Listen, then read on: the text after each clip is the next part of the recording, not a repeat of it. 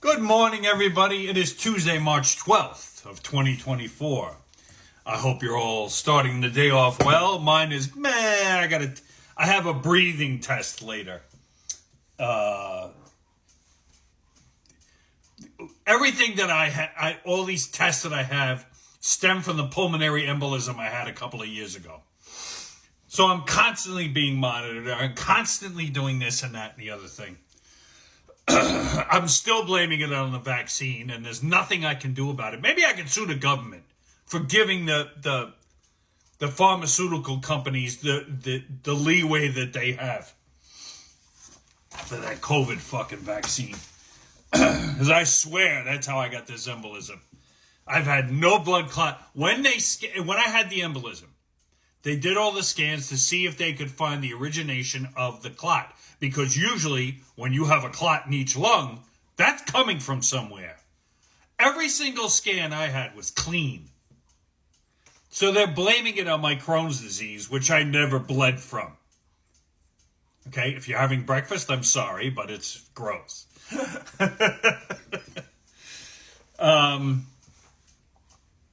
So yeah, I've been going for test after test after test with this now. Now I'm going on regular screenings and stuff. This past February, I went for a lung cancer screening. I used to be a smoker. It's been 3.5 years now, but I still, because I'm older, I get these every year. So my lung scan was fine. Everything's great. Other than being just a fat ass. I mean, you know, I really got to do something about this, but I'm too fucking lazy. It's very bad when you have no motivation, but I have to find motivation from somewhere. It's not going to come from anybody else but me, but I have to find the motivation. But the point of this whole thing is, last night I got a call from the hospital where I'm having this test taken. Now, to preface it, I was supposed to have this test done when I saw my doctor last week, but the guy who administers the test had an emergency, so he wasn't there. Now, the hospital where my doctor is a good 20 minutes away from me. It's on the other side of Staten Island. So he said, you live closer to the other hospital, because there's Staten Island North and South. He says, you live closer to South. I can arrange the test over there. Great. So the test is today. And last night, I get a call from the hospital. You have a copay of $400, $390 something, but let's just round it off, $400. I went, excuse me?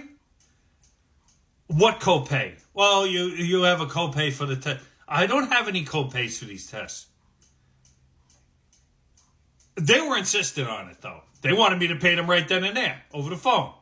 I'm like, no, bill it then. If I have a copay, you bill me. So, well, you're going to have to pay the copay before we do the test. Okay, if that's what I have to do, then I'm not taking the test when I get there. Plain and simple. So I called my insurance company. I have Medicare because I'm disabled. I get disability checks from the government, which qualifies me for Medicare, which I pay into. My backup insurance has no premium because of my disability and my income. So I have no premium on my secondary insurance for drugs and to cover the rest of the, God forbid I'm hospitalized. So I do that. I call them up and I said, hey, do I have a copay for this particular test? And I told them what the test was and blah, blah, blah. They got back to me and says, no, there's no copay. I don't know what they're talking about.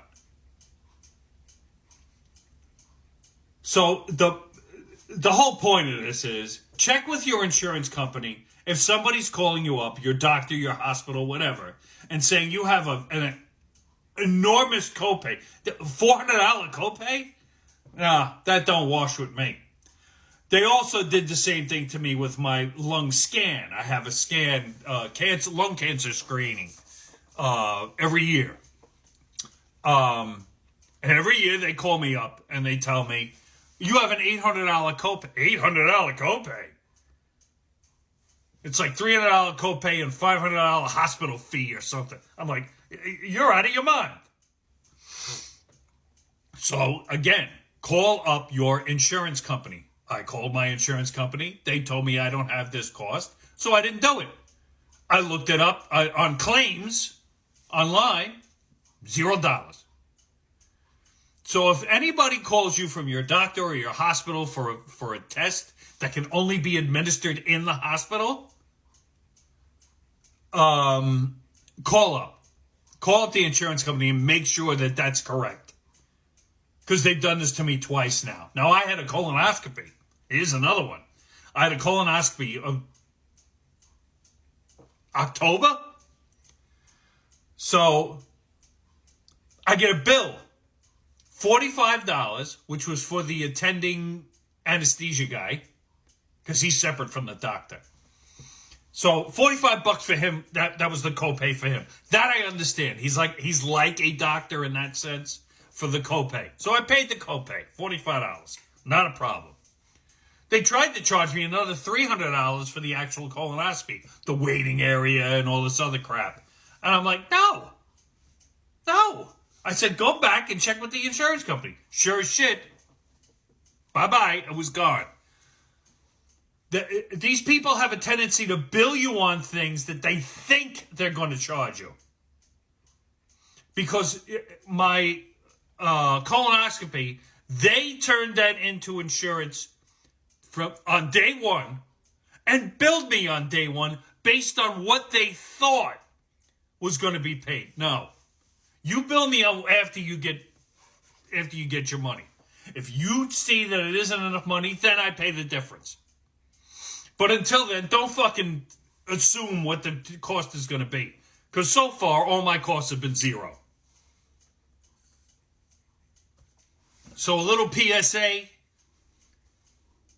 Check with your insurance company before you do any procedures. Especially if they call you and saying you have an astronomical copay before the procedure. Just a little advice from your old Uncle Paz. You all have a good day. Booyah!